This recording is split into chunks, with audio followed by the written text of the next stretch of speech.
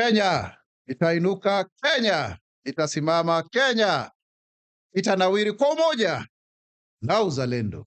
Mimi ni Mkenya mzalendo. Je, wewe? Mimi ni Mkenya mzalendo daima. As we reflect on the 3 years of President William Ruto's administration in power, it is important to note that a lot of milestones have been covered to make good to the president's election pledges to Kenyans. In all these milestones, the government's focus has mainly been on job creation, not to mention agricultural transformation for food security and eventually lowering the cost of living, which have been well addressed amongst other achievements. Our focus today is thus on the achievements attained in the creation of jobs across all sectors of our economy, particularly in the agricultural and education sectors, creative economy, and in the high seas. On agriculture and value chains, the bold reforms in the agriculture sector are opening new opportunities for farmers, and the investments in coffee, tea, sugar, and cotton sectors. These have secured direct jobs and supported millions of livelihoods across many villages within the borders of our great country, Kenya. The revival of 6 cotton ginneries alone has created 700 new jobs in counties such as Busia, Bungoma, Kitui, and Embu. The distribution of 100 high-volume grain dryers is expected to create more than 10,000 jobs in cooperatives and small enterprises, adding to the over 23,000 rural jobs that have been created through cotton farming, ginning, and textile activities. In fact, if you look at the whole summation of all of the jobs, the fifth administration under President William Ruto has been able to create over 1.3 million jobs and counting. On the MSMEs and local enterprises, the refurbishment of 31 constituency industrial development centers under the micro, small, and medium enterprises MSMEs subsector is projected to create 9,000 jobs, and the Micro Small Enterprise Authority, MSEA, has already supported 2001 youth jobs while linking enterprises to local and regional markets. These reforms have made it easier for young entrepreneurs to access financing and formalization of their businesses. On the digital superhighway and information communication technology and the creative economy, Kenya is fast becoming Africa's digital hub as the 50,000 kilometers of fiber cable has been laid across the country over the years, connecting schools, villages, and businesses to the superhighway.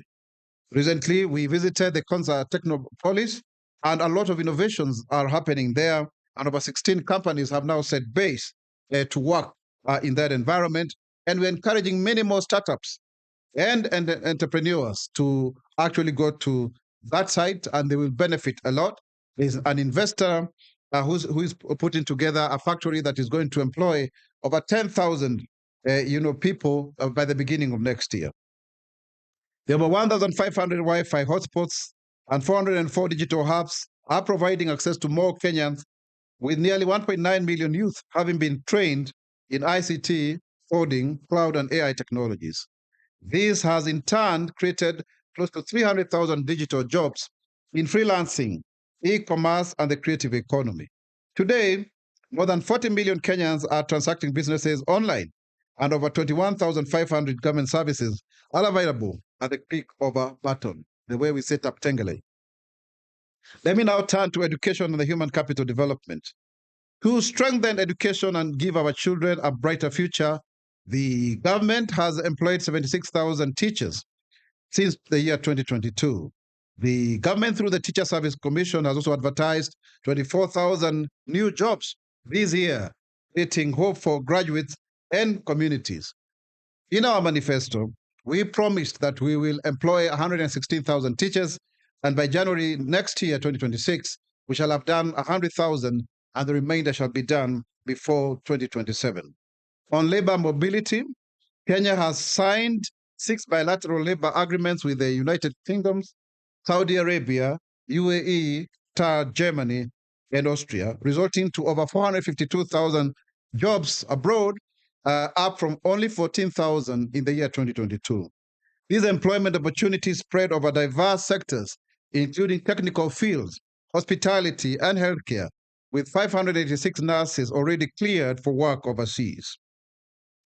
And so, therefore, those people who keep on saying that, oh, it's not important for our young people to work abroad, I think it's important to say that it is very important to say it's very important, because we have been able to generate 660 billion shillings, that of which 85% is going to households in the rural economy, and therefore this has become the greatest, foreign exchange earner for our country. And so, if you have a job, please, and you need to go abroad, we now have very serious mechanisms to ensure that you do it well. There's a dedicated desk at the immigration, and many of the things have been fast tracked so that then we can have this. It is a target of the government, as directed by the president, His Excellency the President William Ruto, that we mark up this target to 1 trillion Kenya shillings, which really will make very significant changes. Over $5 billion US is now coming into our country. And these are hardworking Kenyans who are supporting our economy. And that is why this government established the State Department for Diaspora Affairs, so that it can be able to look into the issues of our Kenyans who are working abroad. On the blue economy, the expansion of the blue economy sector is generating new jobs in fishing, processing, marketing, and logistics. We just recently, as an office, visited Kidongo, BMU that is being built there in Mombasa, and many other infrastructure landing sites across the country. In particular, investments in fish landing sites and deep sea fishing training has opened new frontiers for young people. As of 2025, a total of 875 youth have been trained in modern fishing methods, creating safer and more profitable livelihoods for them. And so, therefore, the blue economy is very important, and we expect that this economy will grow. Currently, it's about 32 billion Kenya shillings, but it has it's a potential up to about 250 billion if well structured. And now you can see the whole idea of ensuring that we train our people to avoid, the high seas, people coming with their big trawlers and stealing our fish. That has been happening for quite some time, but now we are building local capacity.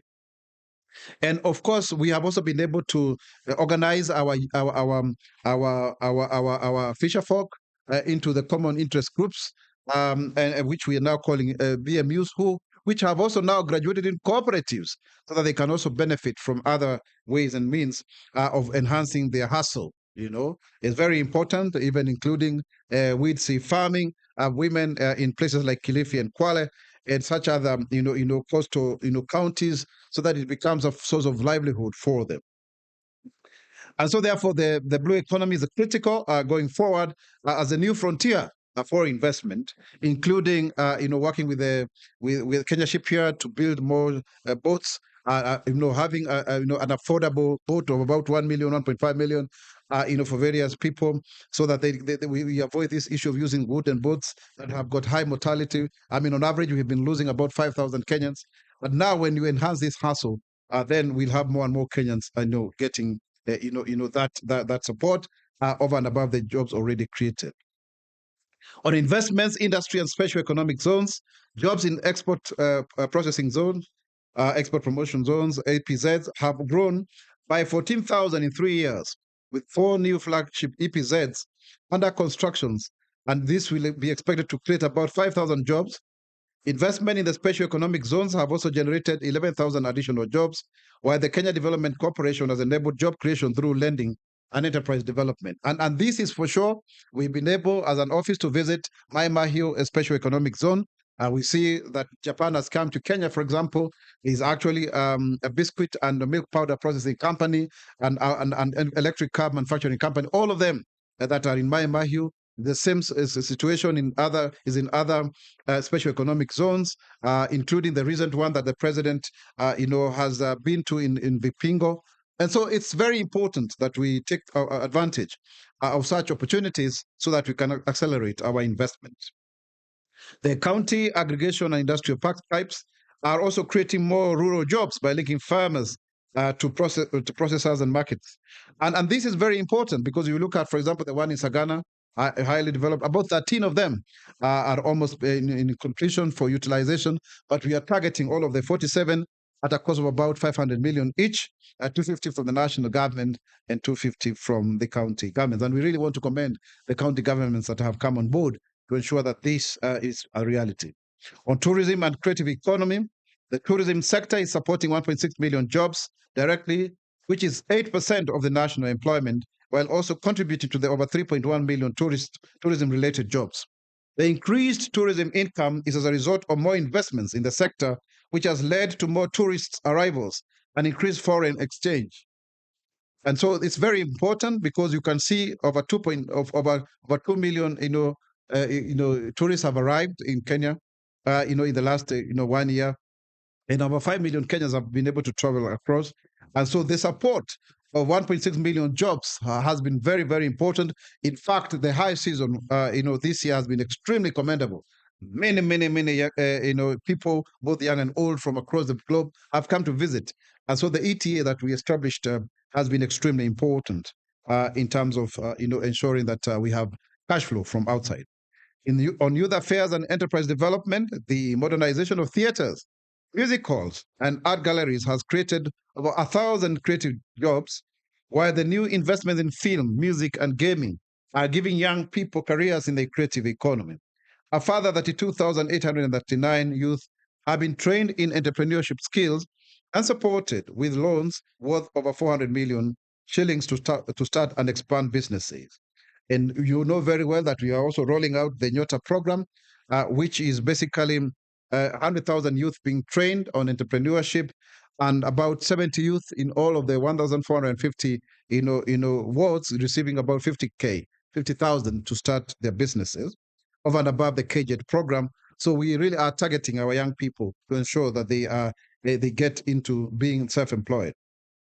On health service delivery, under the Universal Health Coverage UHC initiatives, 18,831 community health promoters, CHPs, have been trained and equipped with kits and smartphones to enable them to reach out to their communities. We just met quite a number in various counties, the recent one being in Embu, about 1,650, and over 107,000 CHPs, community health promoters, are receiving the 2,500 stipend from the government. And we will continue to support them and renew their engagements with us as a government and the community, because they are in the preventive pillar. They are to ensure that we prevent and promote health practices that are actually going to ensure that we reduce the morbidity in this country. These engagements also are important because they are leading to healthier societies and therefore a proper workforce. On the affordable housing program, the affordable housing generates direct, indirect, and induced jobs. So far, there are over 330,000 jobs created in the following dimensions. A, construction and infrastructure.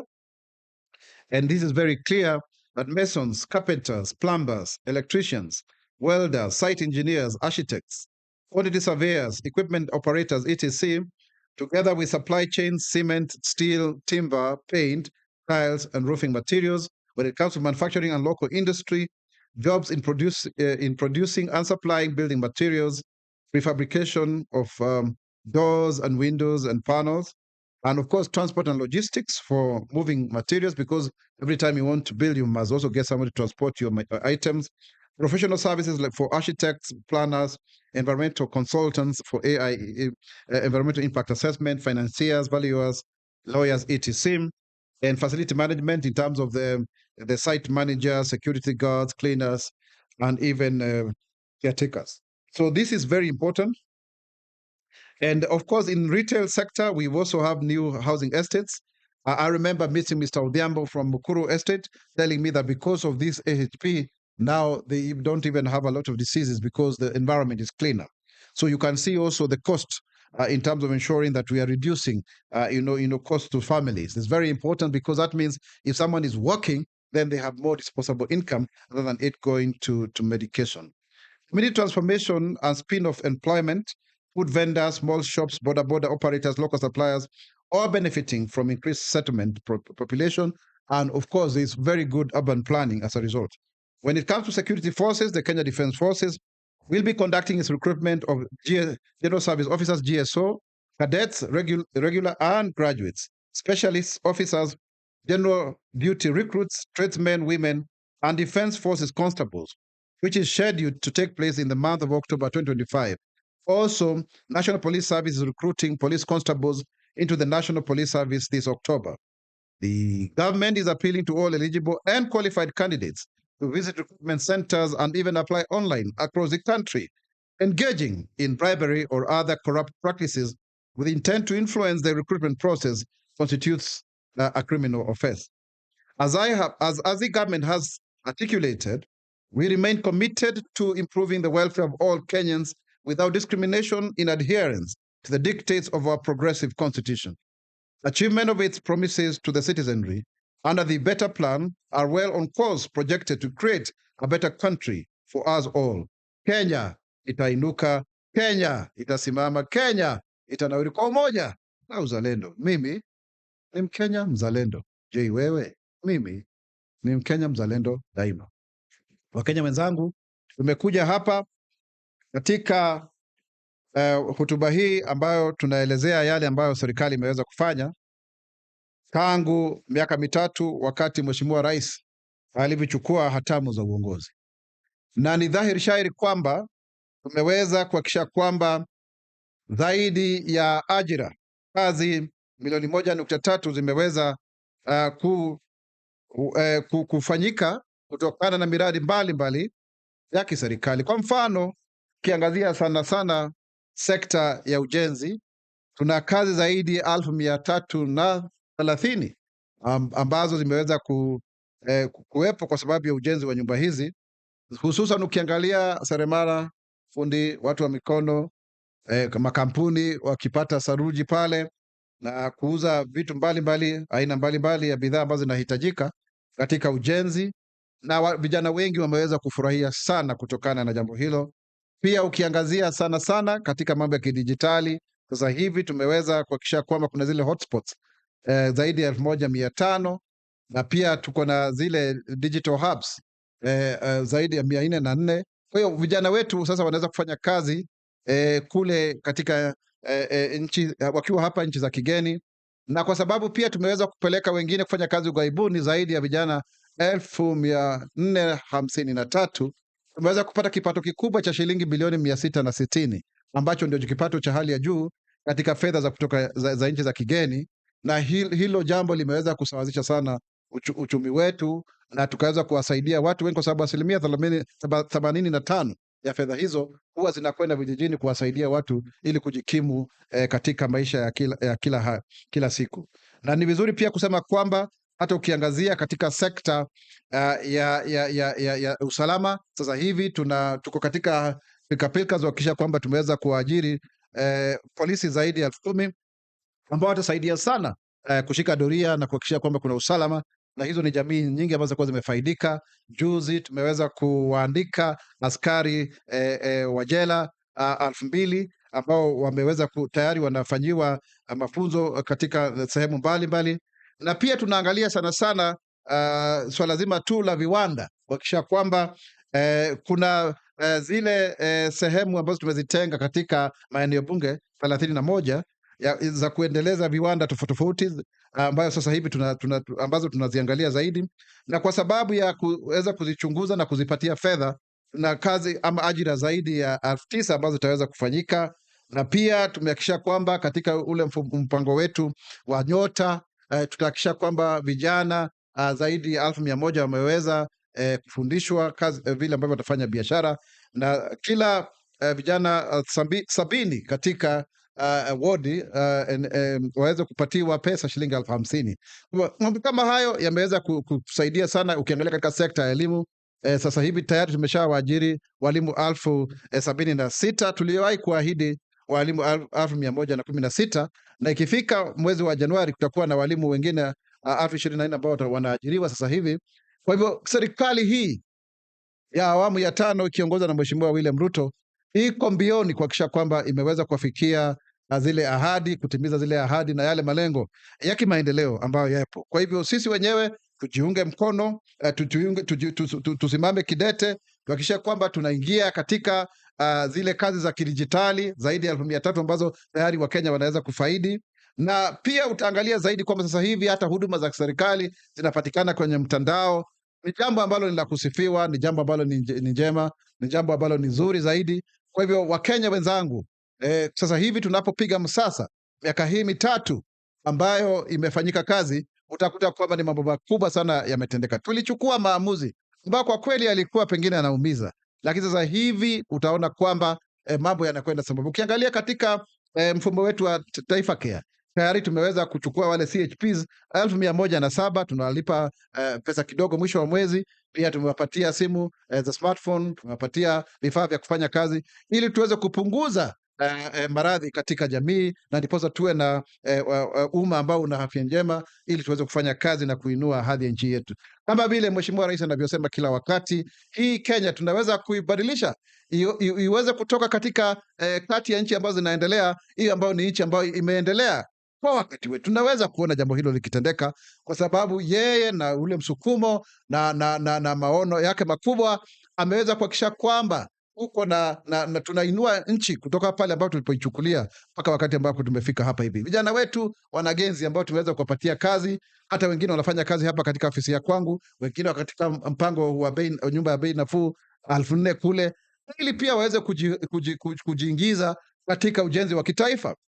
Ukiangazia zaidi pia katika ile NYS tunatarajia wameweza kuhitimu vijana 18,000 hivi karibuni, lakini ni lengo la serikali kwamba tuhakikishe kwamba vijana zaidi ya 100,000 wameweza kuingia katika NYS, ndiposa wakitoka kule mwanzo waitumikie nchi, lakini pia waweze kupata taaluma fulani ili waweze kuenda kule nje na kujisaidia wenyewe kwa wenyewe. Kwa hiyo haya ni mambo makubwa. Tunaangazia zaidi wale ambao pengine hawakwenda skuli, tunapatia vyeti, tunaita recognition of prior learning, ili waweze kuwa wakiona kwamba kuwa na ule ujuzi pia unawafaidi kuweza kupata kipato kwa aila zao, ili waweze kusimama kwa umoja. Tuwe tuipende nchi, tuangalie kweli vile ambavyo mambo yanaendelea. Pale ambapo pana dosari tutaweza kurekebisha, lakini tunataka kutoa onyo kali. Kama wewe mwenyewe unatafuta kazi ile ya polisi ama ya jeshi, kwa sababu tayari tunaajiri wanajeshi, usiweze kuchukua hongo, usiweze kumpatia mtu hongo, usiweze enda kwenye mtandao uweze kuapply halafu ngoje majibu, kwa sababu sisi tunataka kuwa ni watu ambao wana uwazi, watu ambao serikali ambayo inasimamia kile ambacho imeweza kuahidi. Kenya itainuka, Kenya itasimama, Kenya itanawiri kwa umoja na uzalendo. Mimi ni Mkenya mzalendo. Je, wewe? Mimi ni Mkenya mzalendo daima. Shukran.